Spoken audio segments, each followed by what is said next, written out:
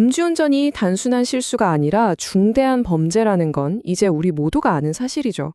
근데 왜 이 문제는 좀처럼 사라지지 않을까요? 처벌을 더 강하게 하라는 목소리는 계속 커지고 예전엔 음주운전자 전용 번호판을 만들자는 얘기까지 나올 정도였잖아요. 그래서 오늘은 법적 처벌을 넘어서서 기술이 어떻게 이 고질적인 문제의 가장 확실한 제동장치가 되어가고 있는지 한국의 새로운 시도를 한번 집중적으로 파헤쳐 보겠습니다. 자, 오늘 우리가 살펴볼 이야기의 순서입니다.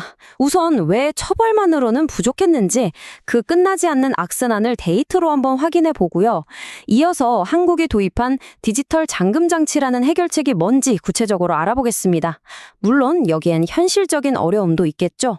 그리고 한 걸음 더 나가서 인공지능이 운전자를 지켜보는 미래는 어떤 모습일지 그려본 뒤에 우리가 가야 할 길에 대해 생각해 보면서 마무리하겠습니다. 자, 그럼 바로 시작해 볼까요?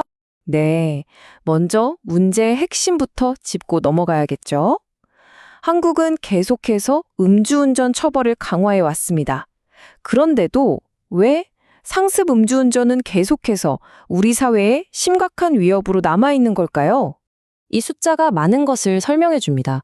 최근 5년간 우리나라 음주운전 재범률이 무려 40%가 넘습니다.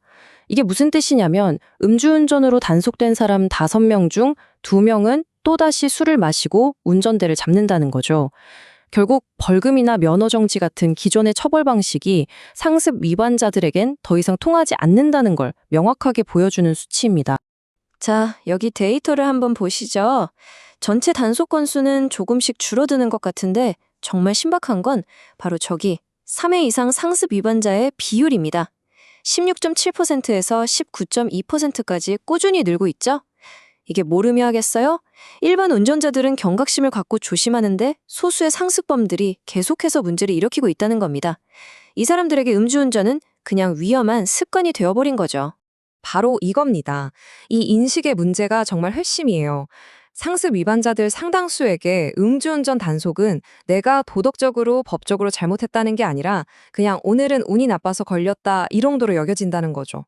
이런 생각을 가진 사람한테 벌금을 좀 더 내게 하고 면허정지 기간을 늘리는 게 과연 근본적인 해결책이 될 수 있을까요?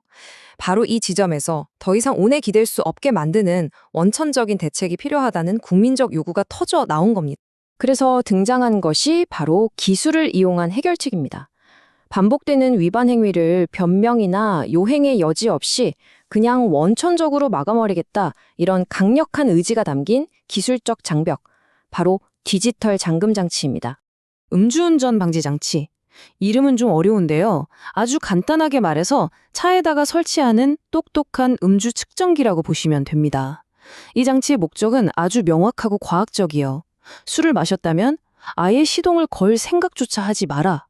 기회 자체를 원천 차단하는 겁니다. 처벌이 아니라 예방에, 그것도 기술로서 완벽하게 막는 데 초점을 맞춘 거죠. 작동 방식은 정말 간단합니다. 운전자는 시동을 걸기 전에 먼저 이 장치에다가 숨을 후 불어넣어야 돼요. 그럼 장치가 바로 호흡 속 알코올 농도를 분석해서요. 기준치보다 낮으면 오케이 시동 거세요 하고 기준치를 넘으면 그냥 시동 모터 전원을 차단해 버리는 겁니다. 아주 직관적이고 확실한 방법이죠. 그럼 이 법은 누구한테 적용될까요? 바로 상습 위반자가 타겟입니다.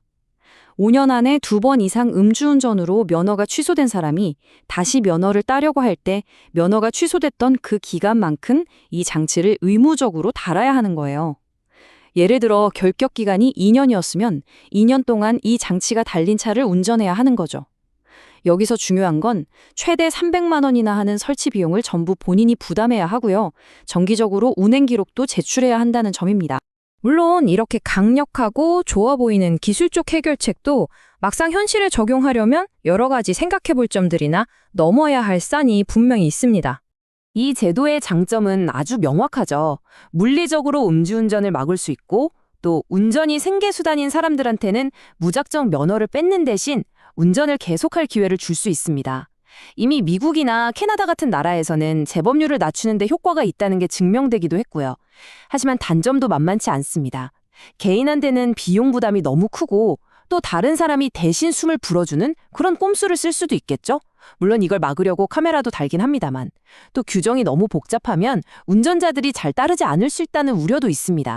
그래서 이런 질문을 자연스럽게 던져보게 됩니다. 이 제도가 정말 잘 작동하게 하려면 정책적인 보완이 필요하지 않을까요? 예를 들면 장치를 성실하게 잘 쓰는 운전자에게는 자동차 보험료를 좀 깎아준다거나 경제적으로 어려운 운전자에게는 설치 비용을 일부 지원해주는 방식 같은 거요. 무조건 강제만 할 게 아니라 자발적으로 잘 따를 수 있게 만드는 유인책에 대한 고민도 필요한 시점입니다. 자, 지금까지는 현재 시행되고 있는 해결책을 살펴봤습니다. 이제 시선을 조금 더 먼 미래로 한번 돌려볼까요? 운전자가 굳이 숨을 불어넣을 필요조차 없는 훨씬 더 발전된 형태의 기술도 지금 개발되고 있습니다.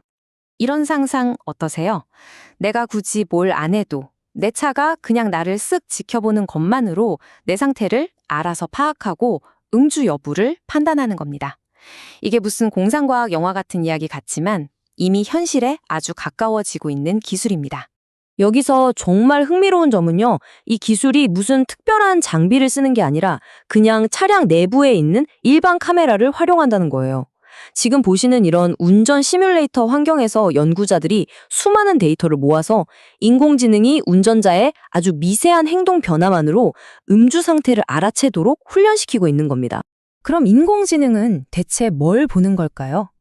바로 술이 우리 몸에 미치는 아주 자연스러운 생리적 변화들입니다. 눈동자가 어떻게 움직이는지, 시선이 한 곳에 얼마나 머무는지, 고개가 미세하게 어떻게 흔들리는지 같은 이런 신호들을 실시간으로 분석해서 음주 여부를 판단하는 거죠. 그리고 이 기술이 아주 먼 미래의 이야기가 아니라는 걸 이 슬라이드가 딱 보여주네요. 요즘 차에 기본으로 들어가는 운전자 주의 경고나 졸음 방지 시스템, 다들 한 번쯤 보셨죠? 인공지능 기반 음주 감지 기술은 바로 이런 기존 운전자 모니터링 시스템의 연장선상에 있는 겁니다. 이미 있는 기술을 한 단계 더 발전시키는 거라서 생각보다 훨씬 빨리 우리 곁으로 다가올 수 있습니다. 자, 그럼 지금까지 우리가 살펴본 이 기술들이 우리에게 시사하는 더 큰 그림은 무엇일까요? 앞으로 우리가 나아가야 할 길에 대해서 한번 정리해 보겠습니다. 두 기술의 가장 큰 차이점입니다. 지금 도입된 시동 잠금 장치는 운전자가 직접 숨을 불어넣어야 하는 일종의 능동적인 예방 방식이고 특정 위반자를 대상으로 하죠. 반면에 미래의 인공지능 시스템은 운전자가 알아채지도 못하는 사이에 조용히 작동하는 수동적인 예방 방식이고 잠재적으로는 모든 운전자에게 적용될 수 있다는 점에서 근본적인 차이가 있습니다. 바로 이겁니다. 이게 핵심이에요. 이런 기술들의 등장은 음주운전 문제에 대응하는 방식의 패러다임 자체가 바뀌고 있다는 걸 의미합니다. 사고가 난 뒤에 가해자를 벌주는 사후 대응 방식에서 아예 위험한 행동 자체가 일어날 수 없도록 전에 막아버리는 사전 예방 방식으로의 거대한 전환인 거죠. 이건 단순한 정책 변화가 아니라 음주운전을 중대 범죄로 보고 반드시 막아야 한다는 우리 사회의 합의가 기술로 구현된 결과라고 볼 수 있습니다. 마지막으로 이 질문을 한번 남겨봅니다. 지난 수십 년간 법과 처벌만으로는 풀지 못했던 이 상습 음주운전이라는 문제. 과연 기술이 인간의 부주의와 잘못된 습관을 통제하고 법보다 더 확실한 안전장치가 되어줄 수 있을까요? 기술이 우리 모두의 안전을 지키는 새로운 수호자가 될 그 미래에 대해 한 번쯤 생각해 볼 때입니다.